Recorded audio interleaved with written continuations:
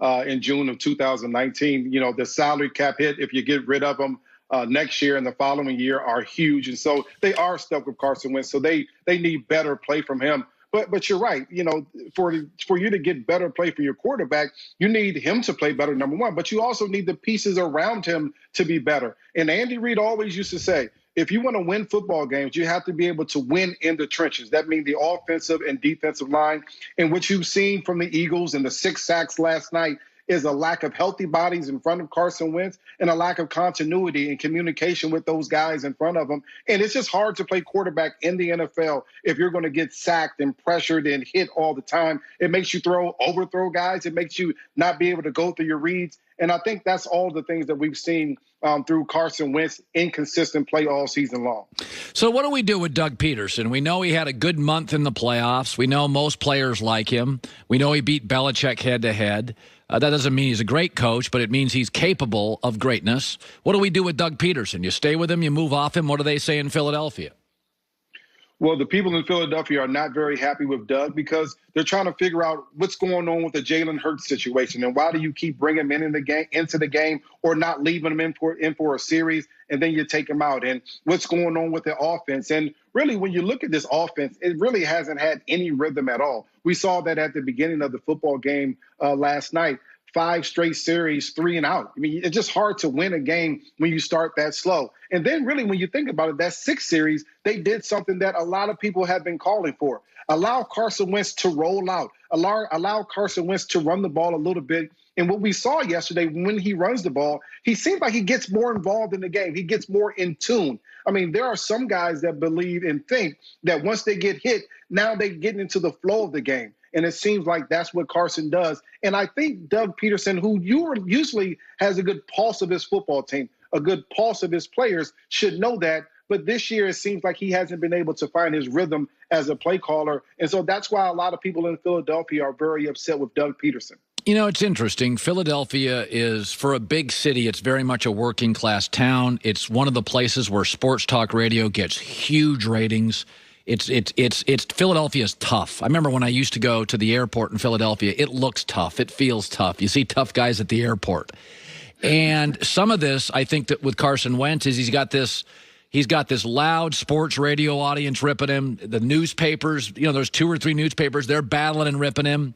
He's got a statue of Nick Foles. They draft Jalen Hurts. He's got a backup quarterback complex.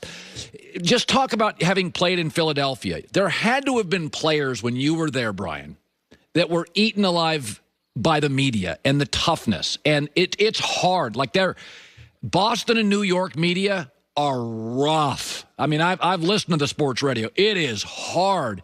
And I think a little bit, is it fair to say, you played in it, maybe the noise of Philadelphia is in Wentz's head?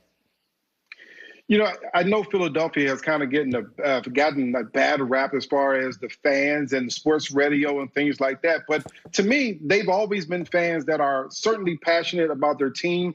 They're fans that are very knowledgeable. And in the end, what they want to see is you go out there and work your butt off and find a way to win. And what we've seen from this team and Carson Wentz in particular is that we know he's putting in the work, but the performance on the field has been lacking. And that's why people are questioning Carson Wentz. And for a guy that has gotten paid $100 million guaranteed last June, the number 2 overall pick, he should be above all of that. He should be ready to go out there and find a way to win. To me, he has to be the reason why the Eagles win football games, and not listening to the noise is part of that as well. And I know he has said in the past that he doesn't listen to the radio stations and doesn't read the paper, but I know the pressure has to be on him because the pressure in the city to carry a football team that at one point in the season had lost 9 of its 11 starters when you pencil them in for the beginning of the season, and be able to carry a team where that they lost a lot of consistency across the board with injured players, it has been hard. But that's why you get paid the big bucks. And that's why you're on the big stage in this position. So Carson Wentz has to be able to shoulder that a little bit better. And at the end, he has to perform much better. I was on earlier with Nick Wright and First Things First, and he said something that I think is very true. You don't go from being an MVP candidate to one of the worst quarterbacks in football because of the people around you. Maybe you drop a couple tiers down, but you don't go to being one of the worst. And Carson has to find a way to get out of that cellar, get out of that worst situation, even though the things around him haven't been very good. So we've been talking about this. If you look at Tom Brady's numbers today, they're actually not bad. 28 TDs, 11 picks, 95 passer rating, 64% completion percentage. He's basically, when he went to Tampa, all we kept saying is, listen, if he can be as productive as Jameis without the mistakes, they're going to make the playoffs. That's exactly what he is. So when I look at him this morning, I'm like, it's kind of, in the moment, it feels like they're awful. But big picture, they were lousy against the Saints and lousy against the Bears. But, they score 28 a weekend. What has been your takeaway of the Brady transition, New England to Tampa? Where are you sitting with it today? For anybody else, we would give them time to make that transition complete. For anybody else, we would say, okay, it's going to take a year just to get used to guys. And that's even with training camp and mini camps and things like that. But when you're the greatest of all time, we're saying that should happen automatically. All we have to do is add great weapons around you and a new coach, and that mix should work. And we've seen that at this age and with the lack of continuity around him, it's been a struggle for Tom Brady. The one thing that I've always believed in, if you want to help an aging quarterback or a quarterback that's struggling, give them a little bit of a run game.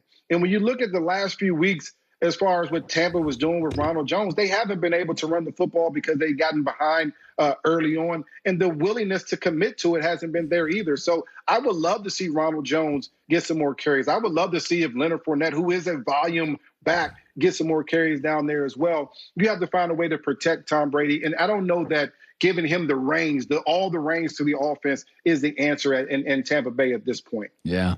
By the way, I said about Kansas City, there's so many things I like about them. I mean, we've seen teams we think are going to be a dynasty. The 49ers with Harbaugh, we thought they were going to last forever. Seattle, Pete Carroll, Legion of Boom, and it didn't last. But I look at Kansas City and I think, man, I love Andy Reid, and I love their GM, Brett Veach. And, man, I love Mahomes. I guess I worry if they can pay offensive linemen once they pay them. But they score so fast. They're so dramatic. The only thing I worry about Kansas City, and I've compared them, Brian Westbrook joining us, to the Warriors when they had KD, Steph, and Clay. When you score so brilliantly, dramatically, and quickly, sometimes it's hard to be urgent. It feels like you can just flip a switch.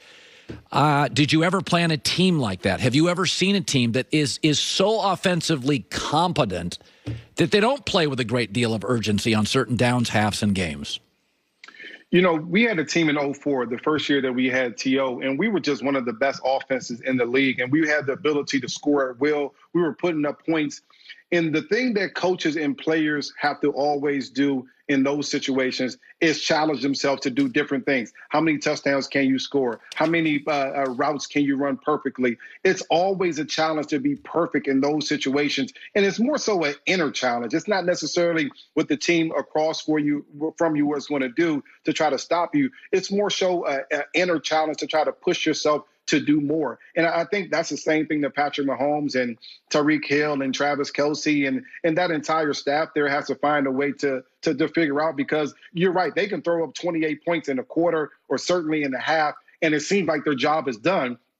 But what has happened over the course of these last few weeks is that teams have come back a little bit and have scored points against that defense, and then they got to kind of jumpstart things to get going again. So, it's all about the sense of urgency. It's all about challenging yourself. Andy Reid knows how to do it. Now it's all about going out there and trying to get it done on the football field and functioning that way. I would love, and again, as a running back, I feel like I'm always saying this. I certainly have said it about Tampa Bay a bunch. I would love to see their running backs be able to run the ball a little bit more. That's going to keep you on the field a little bit more offensively, allow your defense to rest. And you're talking about when teams are coming back at you a little bit scoring the ball, it also keeps the ball out of their hands. And so I would love for Andy Reid, who it's hard to say that you take the ball out of Patrick Mahomes' hands, but every now and then it'd be nice to get some runs in there as well. Good stuff, buddy. Brian Westbrook, 9 years in the NFL, a multiple-time Pro Bowler. We love having him on Fox from time to time. Thanks, man. All right. Thanks, guys. Take care. You bet.